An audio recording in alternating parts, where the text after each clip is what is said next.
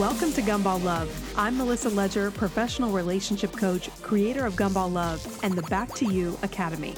If you're ready to stop the cycle of toxic men, get through the breakup once and for all, and finally get back to you, you are in the right place. This journey is about healing your heart, and you are encouraged to take the pace that is just right for you. In the process, you will build a foundation of confidence and strength that will make you unshakable, I promise. So get ready to level up your mindset and your lifestyle as you awaken the seeds of greatness just waiting to burst into full bloom. Let's do this.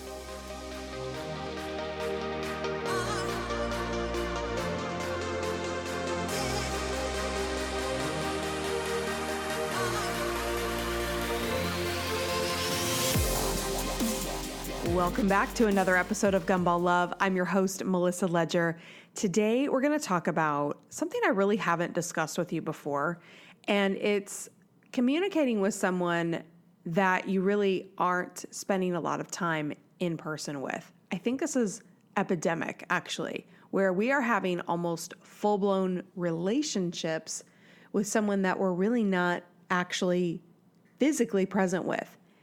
And this could even be someone in your own city. It could be someone that's maybe a few hours away, because it starts to happen with online dating or meeting somebody via social media, however this happens. And I was working with a client where this happened to her, and they met a couple of times, and he said a lot of things where it really indicated he wanted a future with her. They got to the point where they even said, "I love you." It got to a serious point. But then all of a sudden, he just does a 180. I hate when people say he does a 360, because it's like, no, 360 means you're right back to the same position. So if you ever hear someone say, doesn't that bother anybody? He did a complete 360. It's like, no, because that would mean he turned around and he was exactly where he was. Anyway, it's just something I hate. He did a 180, completely changed.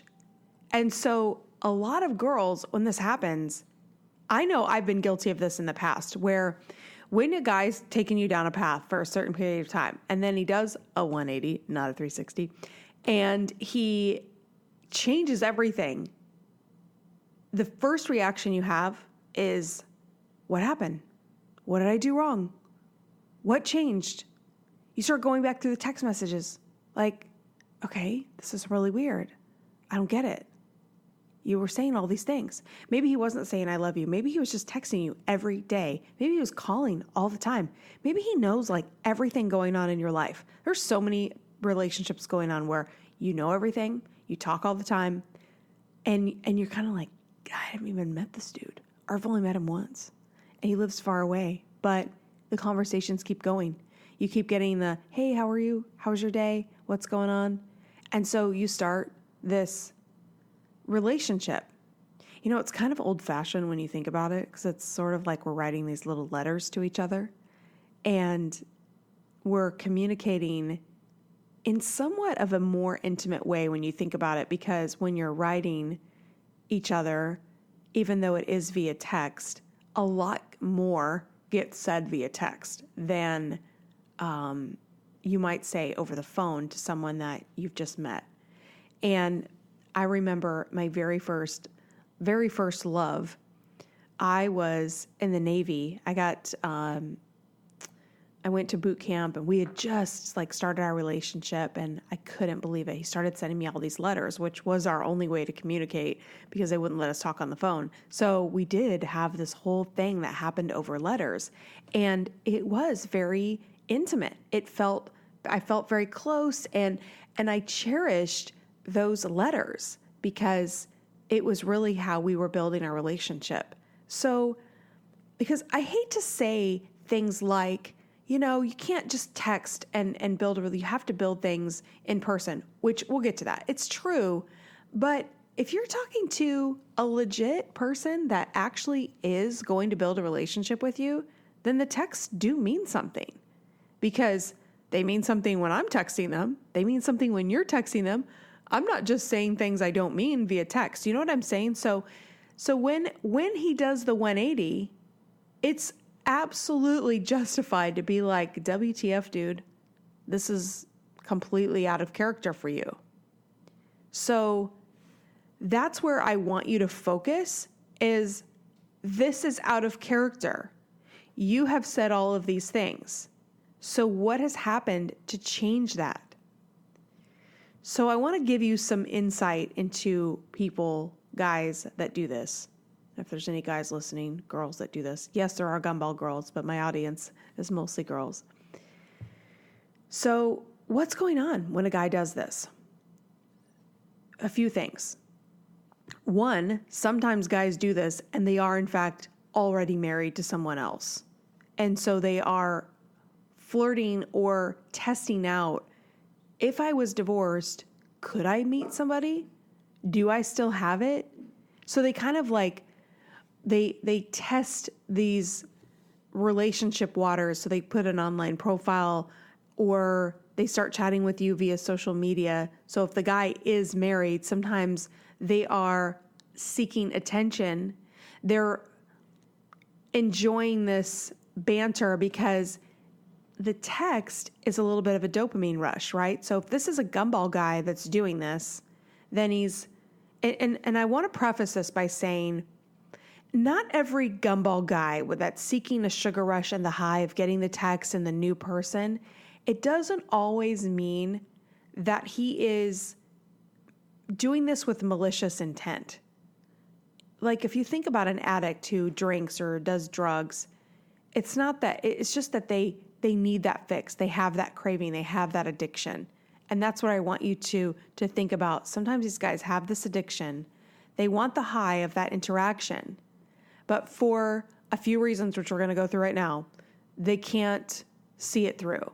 So if the guy is sitting there and he's married and he's talking to you and you're the girl waiting for him to divorce his wife, he's getting high off of that attention because he's, for whatever happened in their marriage, now he's out seeking attention outside the marriage because he feels low. So he has a low self-esteem anyway, so he's going outside his marriage because to get the attention that he wants from his wife, he's going to have to do the repair and repair the damage that's in their marriage. And that does not give him a dopamine rush. So he goes outside the marriage to get the dopamine rush because that quick fix, it's not going to be quick inside the marriage. But if he continues to date you, he also will not be able to get that quick fix or high because nobody's relationship has unlimited gumballs on demand. There are times when that gumball machine is jammed. You can't get any highs because you've caused damage. Which maybe that's finally my way of I've always tried to figure out how can I incorporate the gumball machine in the life of a relationship. Like when you are dating somebody that is attention seeking, there's periods of the relationship where you don't want to give them gumballs, or you feel like you're out, or it's like you're past that point. I mean, yes, there are sugar highs and dopamine rushes in the beginning of a relationship, but a healthy person, like if we really are falling in love, yes, there's a high involved and it's so euphoric and you're so happy, yet that high is eventually becoming or turning into infatuation, is becoming love. So it's the difference between someone that's infatuated, but actually, I think you are also infatuated with someone you are falling in love with, if that makes sense. But when your self-worth is so low and you are in this interaction and you need to get high and you need to feel better about yourself and you aren't really connecting with that person, that's when it becomes gumball after gumball after gumball, and they're really not building the connection. Because my friend Kelly Lynn Adams posted this quote: "You can only go as deep with somebody as how does it go? You can only go as deep with someone as deeply as they have met themselves." So you and I are people that go deep, right? We are people that are reflective. You're on this podcast because you are reflecting about relationships, and you're probably journaling and you're going to therapy. Maybe you've booked a session with me. Maybe you're in the academy right now. This is how you are. You reflect. But when people don't reflect and they seek just that quick fix, it puts them in a position where they're not really ready to fix the actual problem. Okay, so let's assume that he's not married. Okay, so let's just say he's a guy you met online. He's texting you and not making plans because he's already getting the fix that he needs. He's getting attention. He's getting a text. He's getting most of the benefits of a relationship. Yes, he's not getting the interaction or the sex or whatever, but once you understand this concept over time, you will realize that the Gumball Guy is almost never seeking sex. Sex is not the way that guys get high. It's a tiny little part of it, because when you think about it, and this is a whole nother podcast, but if you think about it, the actual orgasm is only happens in a few minutes. So all the interaction leading up to it is actually where the high is. So I can talk to you about that another time. But I just want you to understand that all these texts, if a guy is not actually making the effort to really interact with you, he's really utilizing this as a source to feel better about himself, because it's exciting to get to know you. He's attracted to you. You're sending pictures to each other. You are talking on the phone. Maybe you're doing FaceTime. There's all this fun and exciting stuff going on. Now, let's just say, like, he is a nice guy. Like, he's not the worst guy ever. He's just has a low self-esteem. I mean, a lot of these Gumball guys I've dated, they weren't horrible people. They just had really low self-esteem. So the whole time I was in the relationship and really connecting with them and falling in love, they were filling the void. And the void cannot be filled with gumballs, right? So all the interaction with them, if I was complimenting them or talking to them, whatever, that was filling their void, but they weren't really repairing the damage that had been done and doing the therapy. So when I was doing the therapy, when I went to my therapist a decade ago and started that journey, that was me repairing damage. Because when I was dating, I'll be honest with you, I was filling voids with guys and not really able to connect with them either. I wasn't getting gumballs necessarily, but maybe in some aspects I was, because I didn't understand where my deficits were. I didn't understand the damage that had been done until I went to therapy. So when these guys come to you, no therapy, maybe they just got out of a marriage or they just got out of a relationship, if they haven't done any repair work, they're filling a void. So they will ride that wave with you and go through all that infatuation, pheromones, new person, exciting, meeting new people, blah, blah, blah. And maybe he is meeting you in person occasionally. But then when it comes to, like, okay, you get to a point where, like, we got to move this to the next level.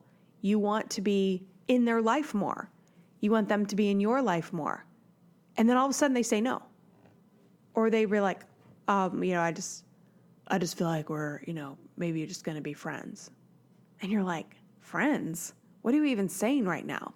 It doesn't make any sense at all, because he can't talk like that and get the high. So in order to get high, he has to go pretend all in. Like, they'll say things like, man, I can really see you. I can really, I'll just use some lines that have come out of our academy. Like, I can really picture myself coming home to you, and I can really see my daughters liking you quite a bit. And that's like, when I see that, I know that it could really last, and introducing you to family even. Like, sometimes these guys will do really grand gestures, because in that moment, sometimes I know that they are really trying. It's almost like they're going on a relationship vacation. And what I mean by that is they part from their worries. They allow themselves to experience the relationship in its full potential. So they might take you on a vacation, or they invite you over, or you're at a family event. You go to one of their family members' weddings, and it's so fun, and you're like, oh my gosh, I love your family, I love your life. And then boom, he cuts it. Because why? Because he hasn't repaired the damage. So that whole thing that happened that you really thought was like, that meant something, that was going somewhere, he was filling the void. Because he's not ready to actually, he can't, it's not even about being ready. Like I stopped myself because one of my clients said, I guess he's just not ready. It's like, well, yes, he's not ready, but it doesn't mean, because that makes us go, why isn't he ready for me? Like, what is wrong with me? Because when you have a moment like that, or you have an interaction like that, please message me too. If you've had this kind of experience where where he acted so all in, and then when he did the 180, it was so crushing because it's so opposite of where he's been leading you. This is why when I read the book a long time ago in 2004, the book He's Just Not That Into, do you remember this book, the writer from Sex and the City, Greg Bernhardt? And it was like, well, he's just not that into if he does this. He's just not, it's like, yeah, but what about the guy that does all these gestures that do say he's into you, and then he does the 180? What is that about? So that is him simply, it's like, I always use this example with like people that, if you go to Fifth Avenue, I know that I cannot afford a $3,500 shirt on Fifth Avenue.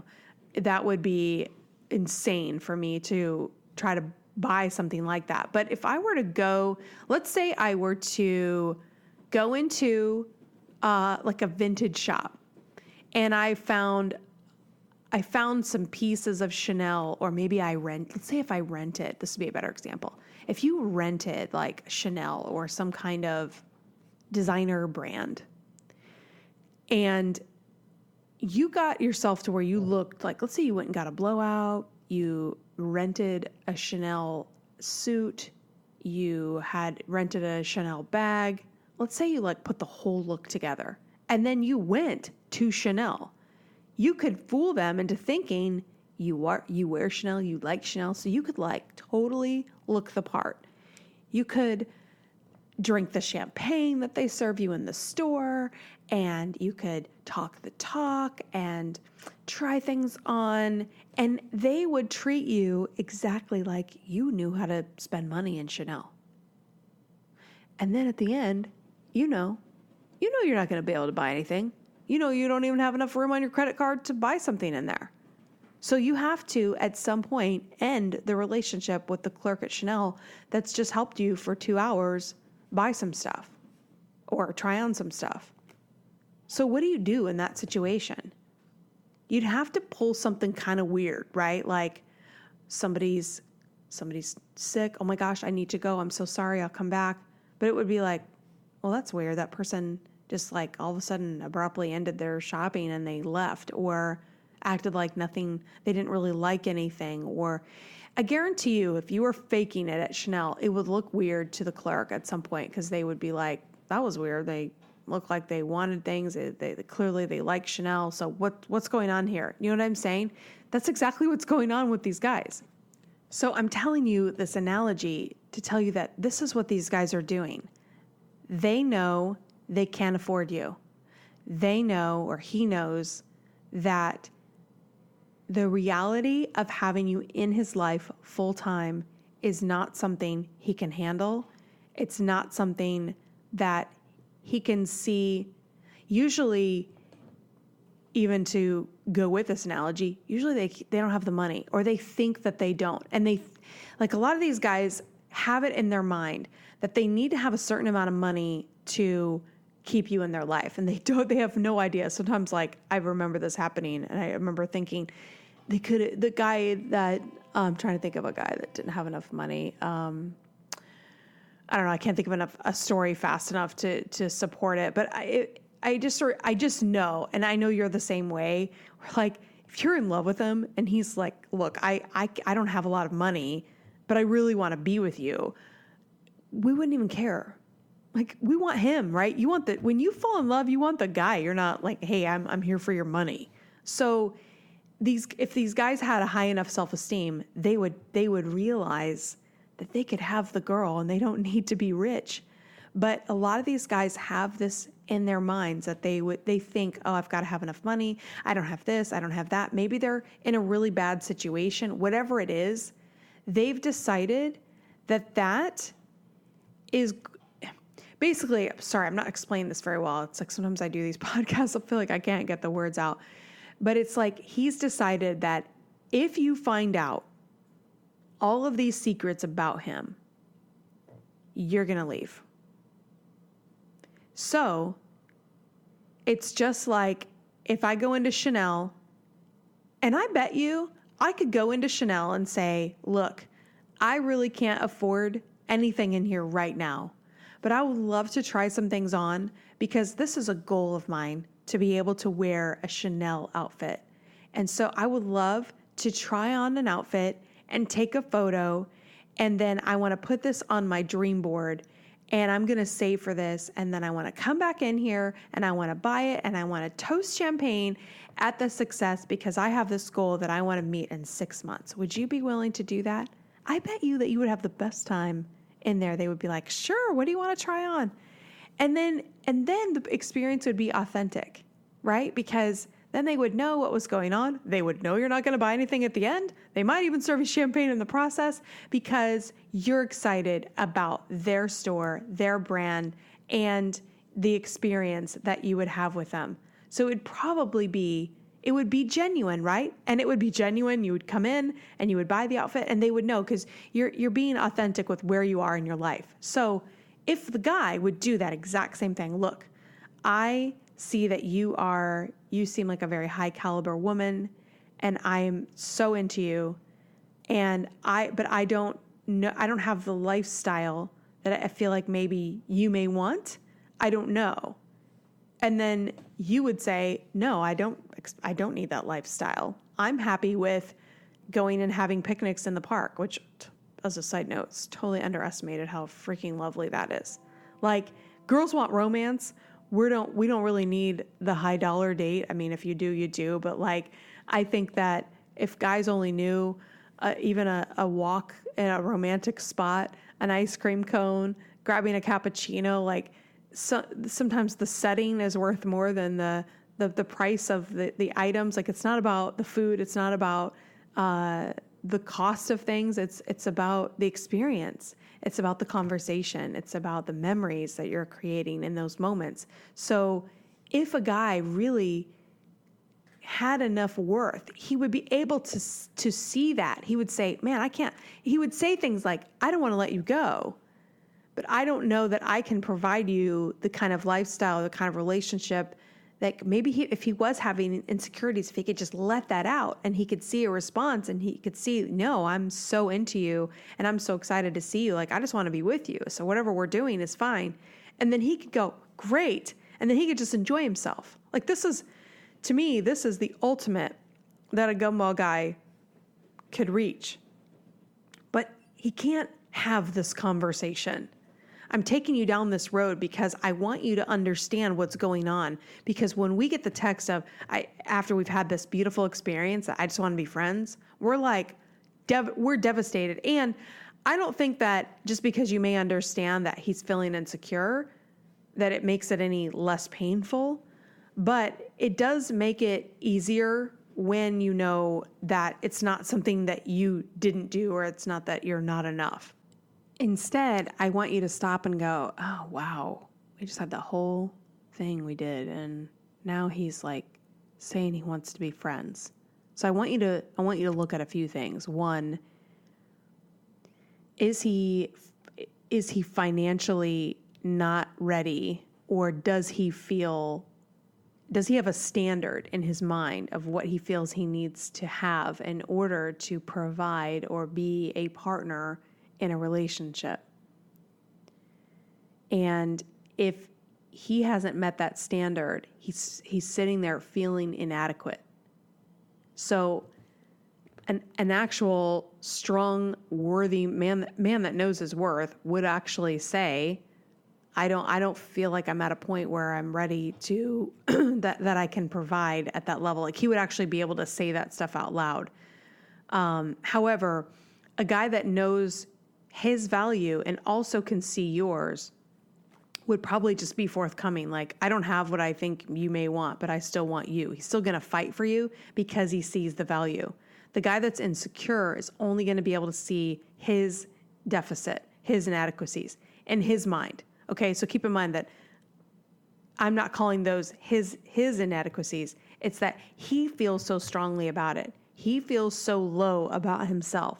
He sees his flaws, and they're so big in his mind that being with you is a break from those flaws. So a lot of times these guys they get drunk when they're with us because that's a way to escape.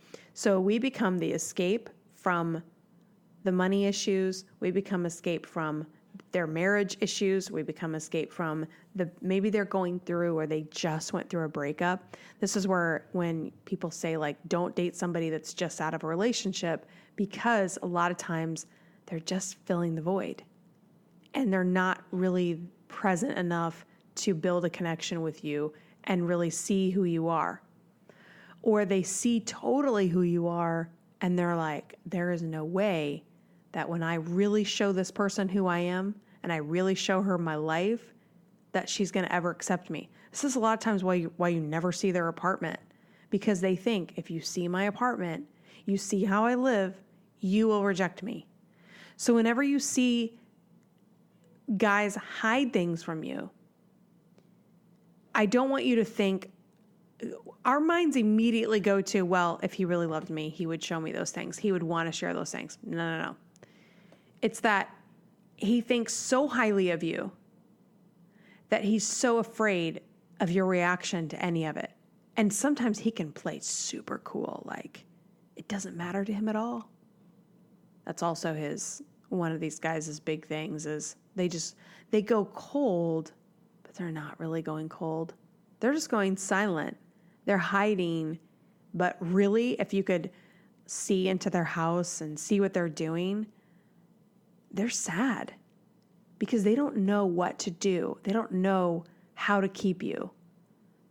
They don't know how to just feel that fear of, well, maybe if she sees my apartment and she doesn't want to be with me, then that's it. You know, like I have a pretty nice apartment here in New York City, but if I were dating a really wealthy guy, he might walk in and go, yeah, she doesn't have a certain brand of whatever, like, you know, it's not decorated like a mansion in here. You know what I mean? So like he could have a standard that's way above mine.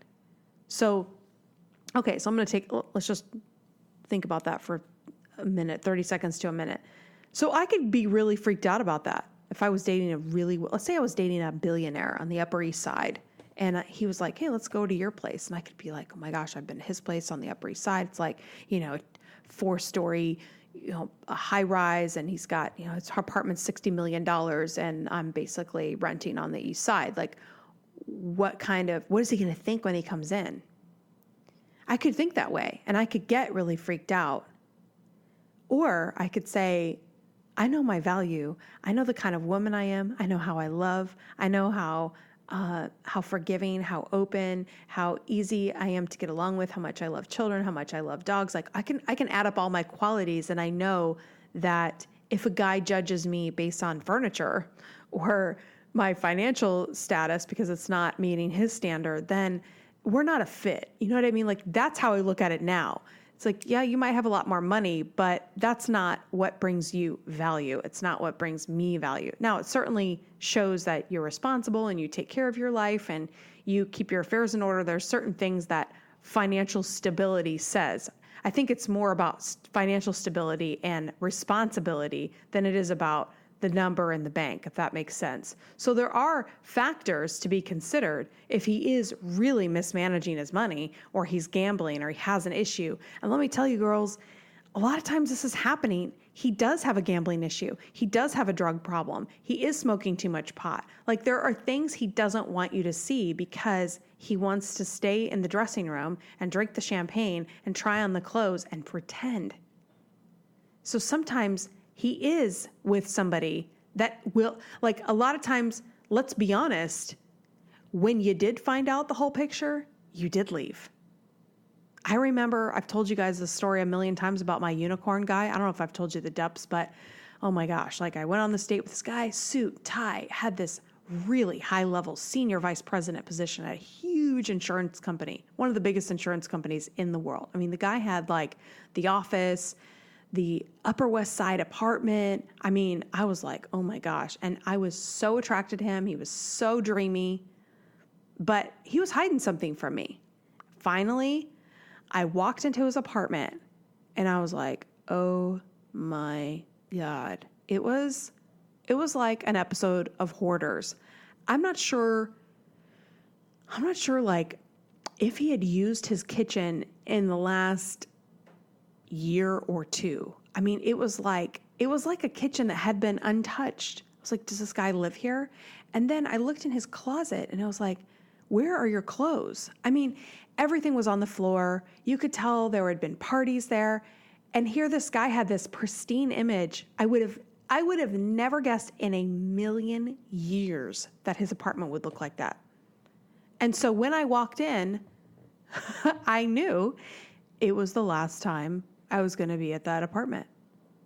I knew it was it because the way he was living told me everything that was going on behind the scenes. It explained the delays in text message. It explained everything. I just walked in and I was like, oh, okay. I see. We have a drinking problem. We have a drug problem, like a prescription pill problem. I think, I don't know. I'm the worst. I've never even smoked marijuana. So I'm very, sometimes I always think like psychological problem before I think drug problem. So sometimes I'm the last to go, oh, he was doing cocaine. Like sometimes that's the last thing I think of. So yeah, I did make the decision to be like, peace out, dude. And he knew that would be the outcome, right? So the games he was playing was just to keep me around. And then these guys know that when they pick certain girls, and I used to be the kind of girl that could get, like, it would make me crazy when they would be super romantic and super into me and then pull away. Like that pulling away and going distant would drive me crazy. And so then I would start to pursue. I would start to text, be like, hey, what's going on? Are you okay? I would just read into it. I would obsess over it. And so many of us are like that. And so we start to pursue. And so they sit back and they watch. They watch those texts come in.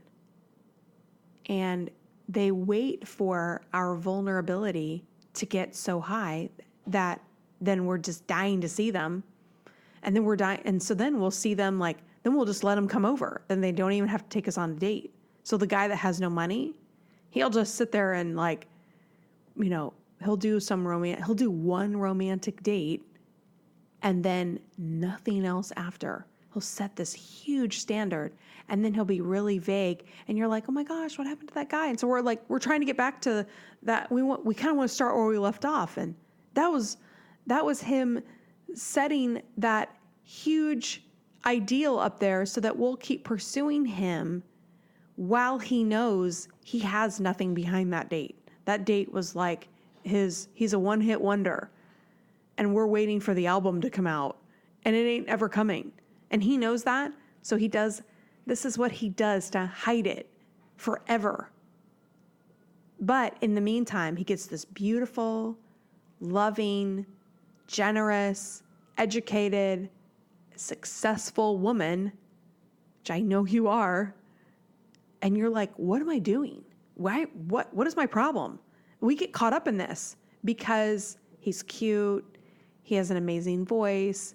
He's a great kisser. You had this amazing night. You shared things. He was so connected to you. Yeah. And a lot of times I really think like if we could get him to just like cut the BS, I do believe there's a lot of capacity and potential behind that. It's so devastating to watch these guys just trash it all because they're so caught up in the game and the hiding, and to reveal who they really are is like, they can't do it. So we're trying to get them to, come on, just open up and it's like, that's the one thing they're avoiding the most. It's like, no, I have to avoid you. I can't open up because if I do, you're going to see me. And if you see me, then you're going to have that look on your face like, oh, poor, I'm so sorry. Like, then you're going to feel sorry for them. And for him, I remember I was dating this guy and he really, really, really wanted to, it was like everything in him. He was saying, I love you. He was really trying to say all the things and be romantic, but then he would it was almost like he would veto his own romantic gestures. I remember just watching him, like, it's like you want to be romantic, but then you feel so vulnerable when you do it that you just like retract. And then finally he was like, I want to take you to my apartment, but I don't want you to, he's like, he went through this situation and he was like, I don't want you to feel sorry for me when you see it. So when you come in, don't have that reaction like, oh, I'm so sorry. But it was like, and I ended up never seeing the apartment because he was so terrified to show me who he was, because he didn't realize I already saw it. You know, they just don't realize we already see this stuff, and we're overlooking it because we see the whole person, right? We're overlooking maybe, okay, yeah, I see you don't manage your finances that well, or your apartment isn't, ideal, but if I'm having a blast with you and I'm laughing with you and I'm connecting with you and I feel like I can see myself living my life with you, then I'm going to overlook a lot of those. They don't even have to worry about that, but they are worried about it. And it's so, I think a lot of times, you guys, all of us know the potential that we can really, we all have an idea in our mind of what we could really do if we just stopped being afraid. But when we are afraid, we make mistakes.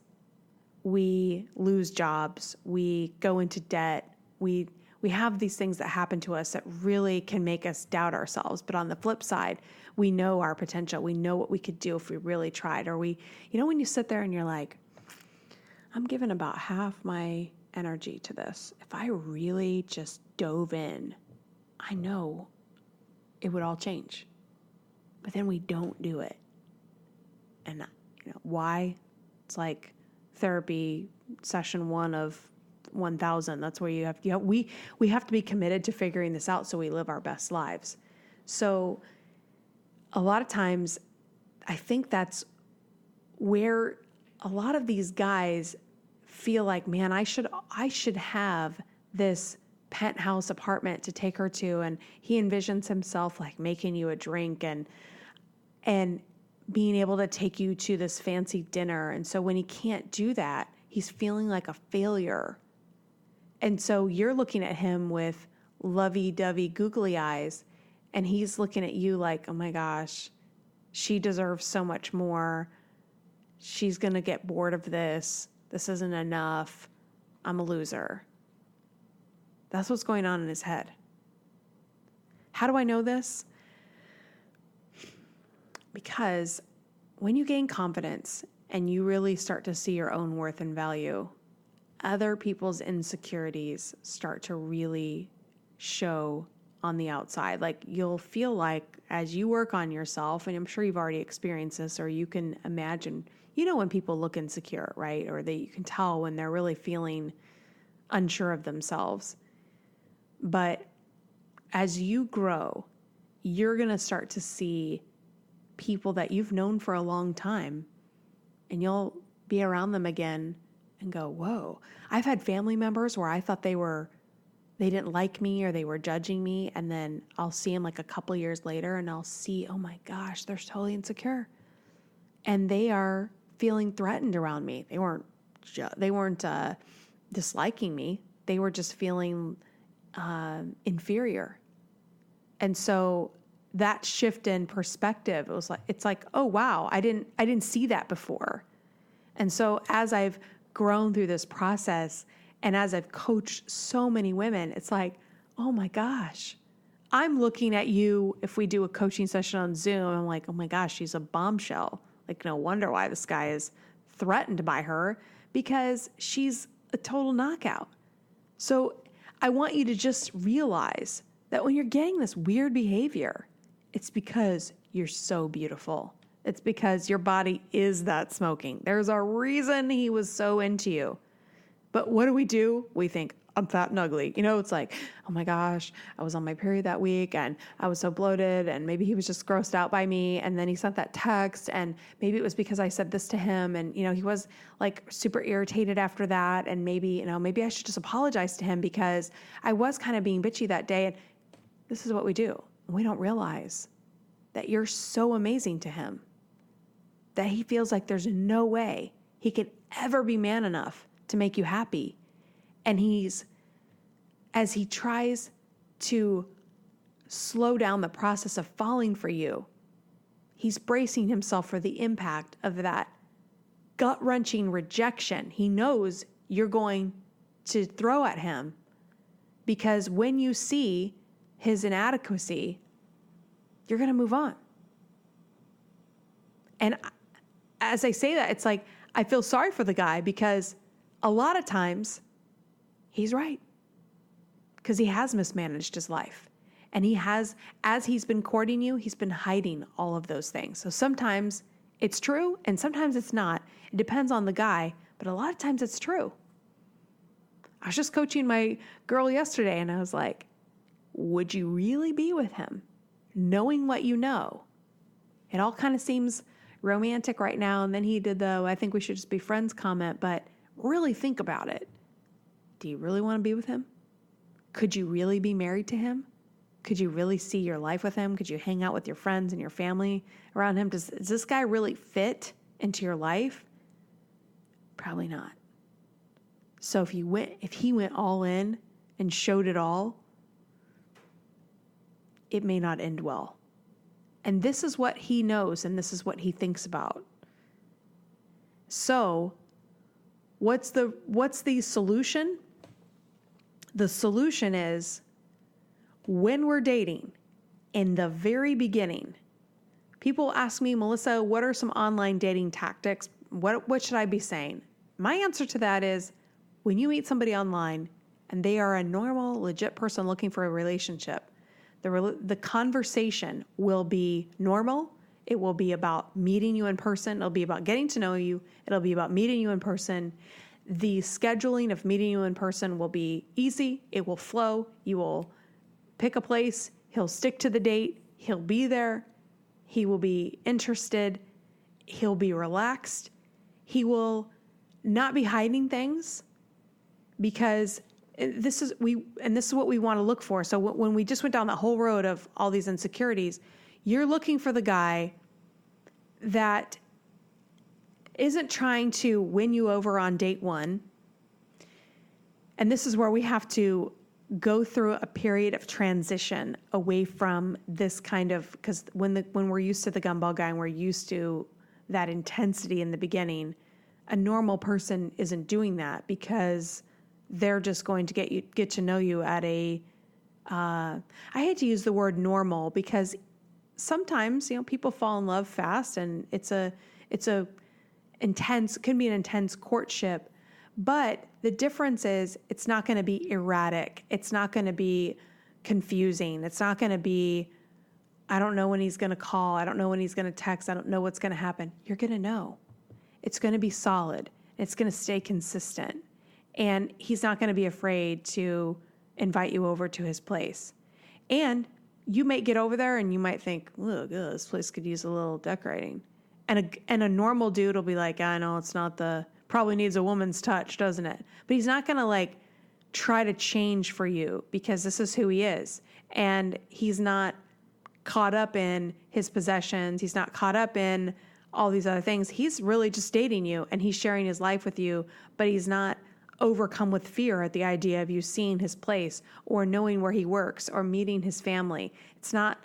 He's not sitting there in fear that you're going to reject him.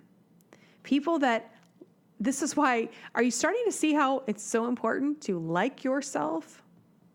Because if you don't like yourself, then you are a weirdo in a relationship. You're scared, you're hiding stuff, you're all over the place. So when you are dating somebody, A, it's really important that you like yourself, and B, it's important that you see he likes himself. And it's a whole other podcast of what it looks like when someone likes themselves. But I think you can probably put it together this is why I always say to my clients when they're like, Melissa, I met this great guy and there's no red flags. And so what do I do? And I'm always like, enjoy it. There's nothing to do. I always feel like this is the point where I take my hands off the wheel with you. If you've met a great guy and he's treating you amazing and you're having an awesome time, what am I going to tell you? Nothing.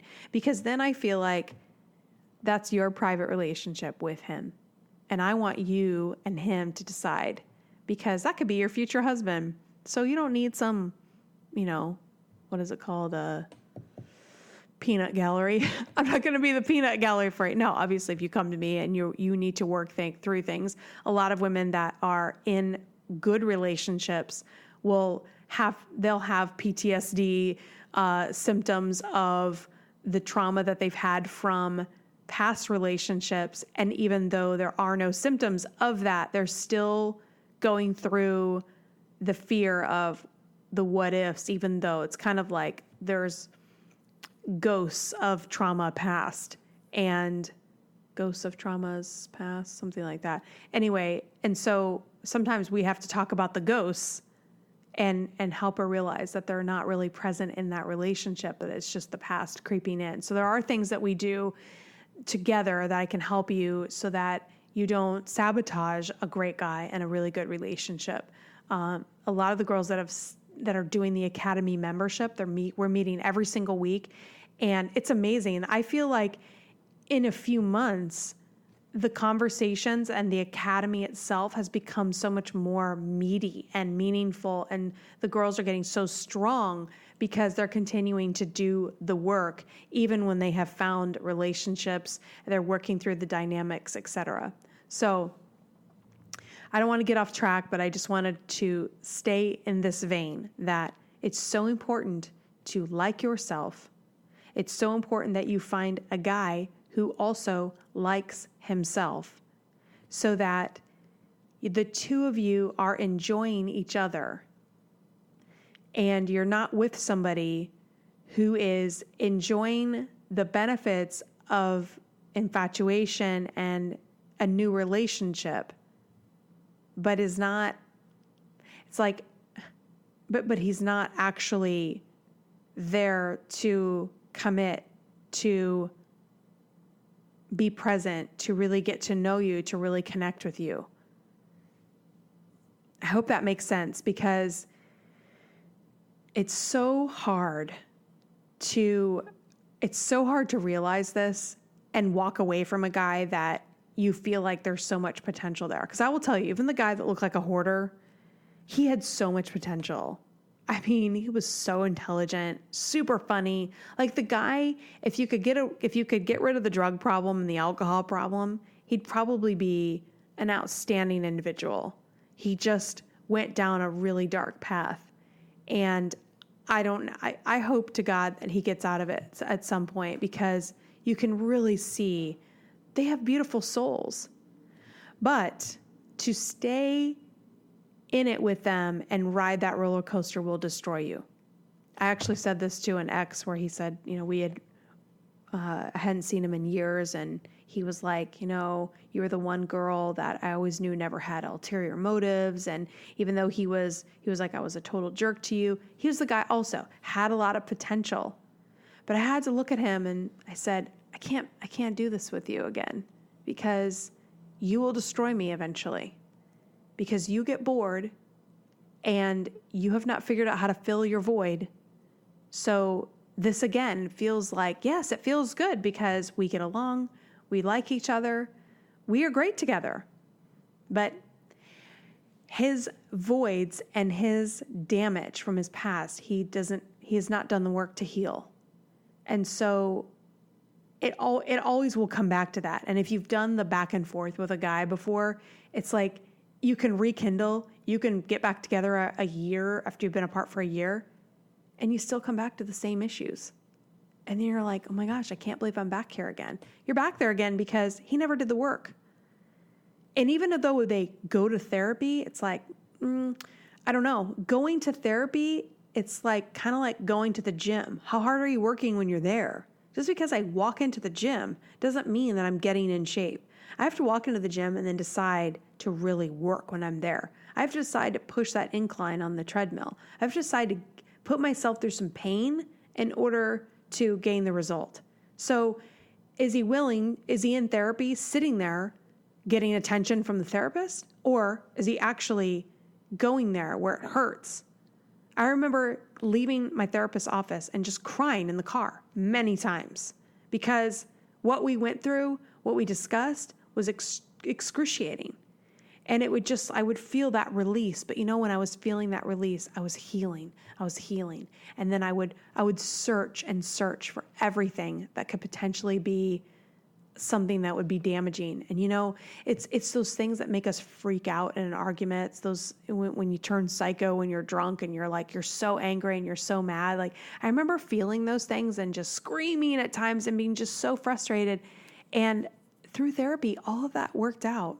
So I could drink all night long, and there's not going to be anything weird that bubbles out because it's already been out. It's already been healed. It's already been discussed. So I don't have anything that's festering underneath. And man, that's a beautiful thing. It's a huge accomplishment that I made but it took me years to work through all of the things. So I'm telling you this so that, because I know everyone's like, I didn't want the podcast to end. It's like, I know when you really need this, you're like, oh, keep going. What else?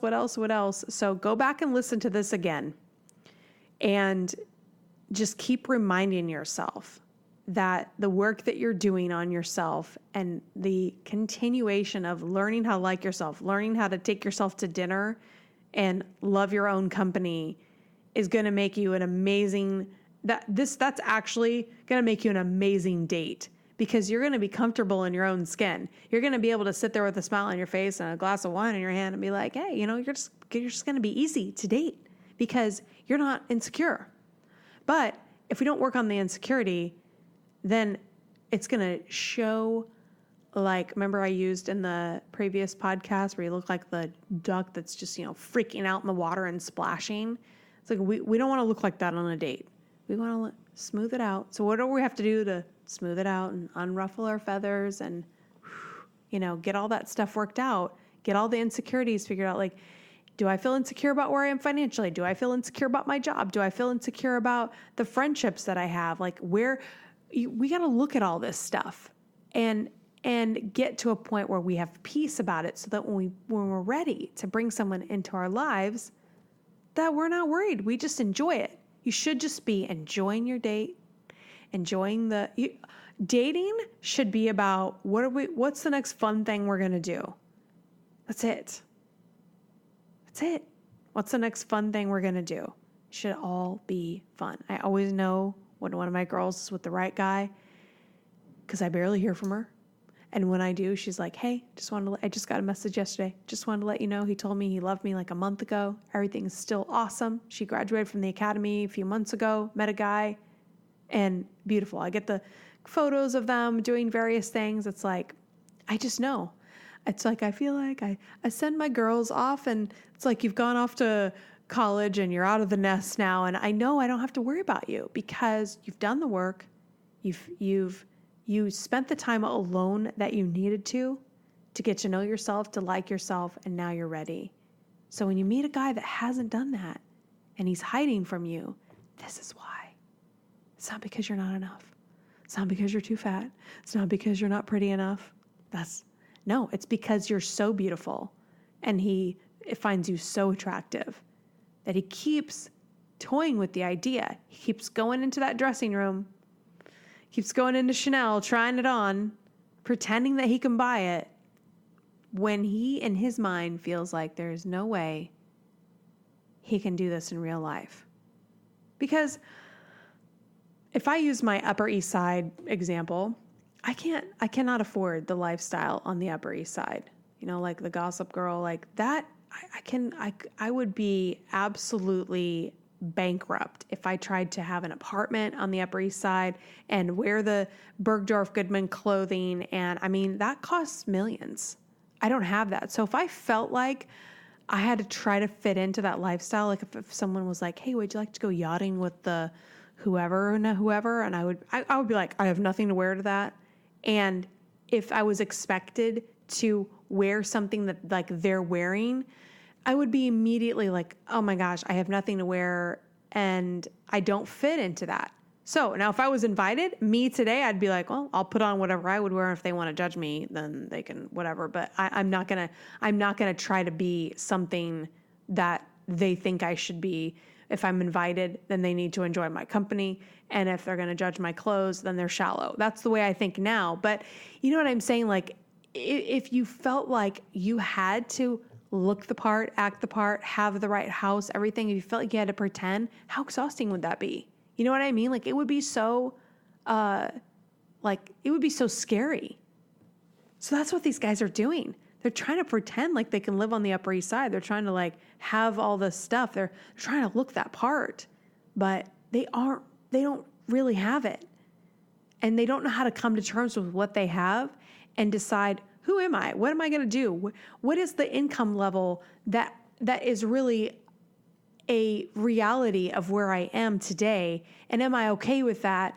And you know what I mean? Like, where does it end? Because you can hang out with millionaires and then the millionaires aren't good at, they don't fit in with the billionaires and the trillionaires or whatever. It's like, this stuff can never end if you don't get a grasp on yourself and figure out who you are and figure out how to like yourself and then evaluate your life and your friends and all the stuff, right? So this is what we look for. We look for people that are comfortable in their own skin, that are already living a lifestyle that they feel good about, that they feel comfortable with, that they feel that they're okay.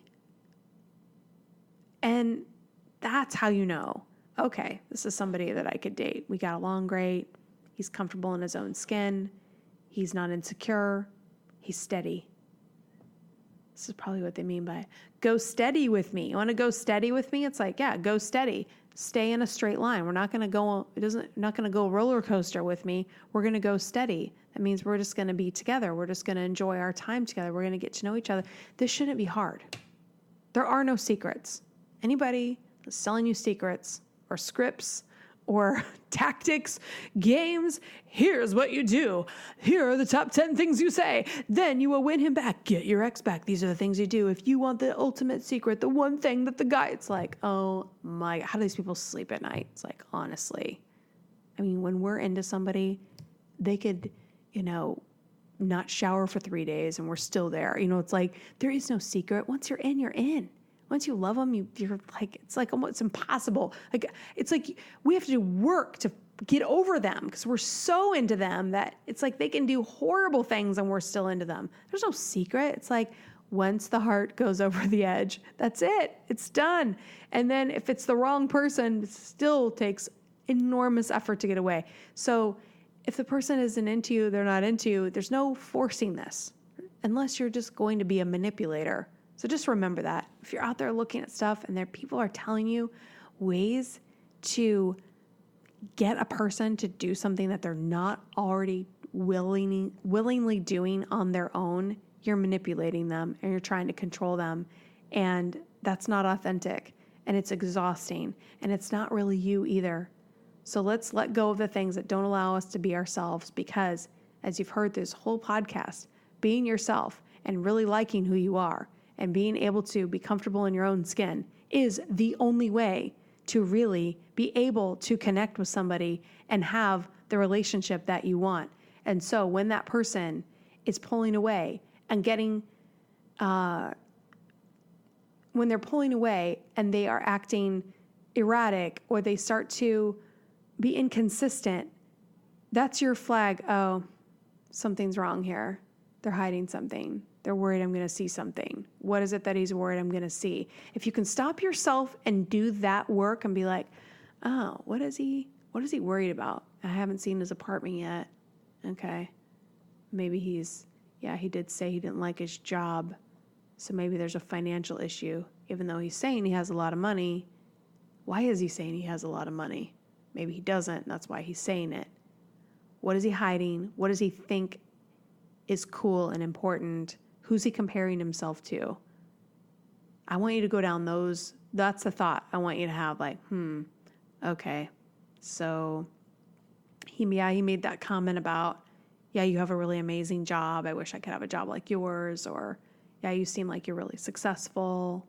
These are weird things that guys say too. It's like, people don't go, wow, you have a really amazing job. You must be really successful. That's an insecure person talking. A healthy person says, so you love your job. Tell me more about your job. It seems like you've been there a long time, or you really enjoy what you work, or how did you get into that? They're just curious about you. They're not comparing themselves. So we have to be really careful with guys that are comparing themselves to our life as well, because it is an indication that there's an inadequacy there and they're feeling like they can't measure up. Okay, so I feel like I've made this point 100 times in 100 different ways. Sorry if it got repetitive, but I know that when we're in this situation, it's so hard to, it's so hard not to fight for the relationship because we want to go that direction. We want to be like, well, let's talk about this and let's sit down and I really care about you and I want to be there for you. Sometimes we see the inadequacy and then we're like, that's okay. I see that, your job isn't going that well. And then they're like, oh my God, I can't believe you do. Then they're like, you do see it. And now you feel sorry for me. And then it makes them feel worse. So I want you to take this information. And if you're in this situation, just observe it for a while. And if you want to book a session, you can book a session with me. Go to my Instagram and book. It says book right there, and it will bring up my schedule, and you can book a session with me one-on-one. The next academy the cart will close on July 19th, and we will start on the 22nd. So we meet every Monday night at 8 p.m. Eastern, and I'm telling you what's going on in this group. I haven't relaunched another academy for a while because I've been working with the girls that became graduates and then decided to become members and continue to work on this every single week. And the community that I have dreamed of seeing exists where we really can go through 30 days, you'll go through the academy, you'll get all the content within the courses, you'll get a one-on-one coaching session with me, but then you'll also get the group coaching where we talk about this as a bunch of girlfriends and work through dynamics of if you are, if you stick with it and you become a member after the academy, then you start going through everyday life stuff. Maybe you start dating somebody online and then you're like, okay, what does this text message mean or what's going on? I have seen in so many cases where I know had these girls been by themselves, and they keep saying this, like, had I been by myself, I would be a mess right now. But because they have the group and they can come in and get that support and they discuss it, it's like, oh my gosh, yeah, you're right. He is doing that. And they're moving on and they're getting stronger and they're able to keep maintaining that smooth waters. They're maintaining the smooth waters in their lives. And they're also able to date and still meet people, but it doesn't derail them. They aren't involved with Gumball Guys. Some of them have dated a guy for maybe a month or two, realized, this isn't the right guy for me. Instead of staying with him for 6 months to a year, they're refining their skills and they have the support system to do it. And so this is really where I really want to do this so that anyone that goes through this program, once you go through it and you stay with it for as long as you need the support, eventually you're not going to need it anymore and you're going to get to where you want to be. You're going to be strong, you're going to be confident, you're going to feel independent, you're going to feel comfortable in your own skin, you're going to know how to identify the right relationships with guys, also in your family, in your coworkers. We talk about all these dynamics. So you basically have this group that helps you with all of your life dynamics as you strengthen all these areas that may have become weakened by past relationships where you've let go of your life. That's why we call it the Back to You Academy. Getting back to you, strengthening who you are, where you've been so that you go in the direction that you want to go, that you've always known. And it gets back to how you've always imagined your life to be and the potential that you have. And what does that look like? And really getting yourself on that track makes you feel so different when you're going into your next relationship, because a lot of these insecurities, a lot of these interactions with these guys develop insecurities within us. So it's about also really coming to terms with, yeah, he made me feel insecure about this. And I'll walk you through those things. Like, yeah, he made you feel insecure about that because of XYZ. So just how I walked you through why he's pulling away and then acting like he wants to be in the relationship and then when he's not, look how much clarity you're able to get around that situation. So if you've developed an insecurity in an area that you're afraid you're going to bring into the next relationship, these are these important things that we work through. So you're not dragging any baggage into the next relationship. You'll be free. I'm telling you, it's a really good feeling because you know there's nothing wrong with you. That's what's also amazing. Yeah, you're not perfect. Nobody is. But if a guy accuses you of something, you're going to be like, yeah, I know that that's not my issue. Because a lot of these guys are projecting things that are their own issues. And to be able to see that and identify it and not take it as, oh my God, do I really have that problem? It's like, you're going to be like, yeah, nice try. But you've done the work. You know that you don't have that issue because you have the support system. Maybe you have a therapist or going through this academy, but you're going to know that you know that you know. And it's just going to bounce right off of you. And you're not going to spend weeks wondering if that thing that he said about you is really true. You're just going to know. And that's what makes you so much more ready for the right relationship, because you're only going to be available and in the mood for the healthy things, the right things. And then you're just going to be having fun. That's the whole goal. So at the end of this, your next relationship is just having fun. And the only work we may have to do is getting you to realize that, yes, he is into you and there are no red flags, and you are now just able to have a good time and plan the rest of your life, because the days of worrying about Gumball Guys will be over, you know? So you'll either be in your happily single life, really working on making it as beautiful and as enjoyable and being so grateful for all the things that you have. And eventually that will turn into meeting the person that you want to meet and then going to the next chapter of your life. So I know this ran long, but I really appreciate you sticking with me because a lot of times when I try to plan these things in advance and do there's just like no way I can outline all of that. And so it's just great to be able to sit and chat with you like you're having coffee with me. So if you have questions, you can email me, melissa@gumballlove.com. Go to gumballlove.com to look at the details of the next academy starting July 22nd is the start date. So the cart will close on Friday, the 19th of July. So I will see you soon. Thank you so much. I'll talk to you later. Bye-bye. Thank you so much for listening. If you want more information or to schedule a private coaching session, or better yet, to join the next Back to You Academy, go to gumballlove.com. If you loved this podcast, I would love for you to share it with your friends. And if you really loved it, a 5-star review is the best compliment you can give. Remember, you are enough, you are right where you should be, and the only thing you have to do is keep going. I'll leave you with my favorite quote by Henry David Thoreau. Go confidently in the direction of your dreams and live the life you have imagined. Until next time, I'll see you soon.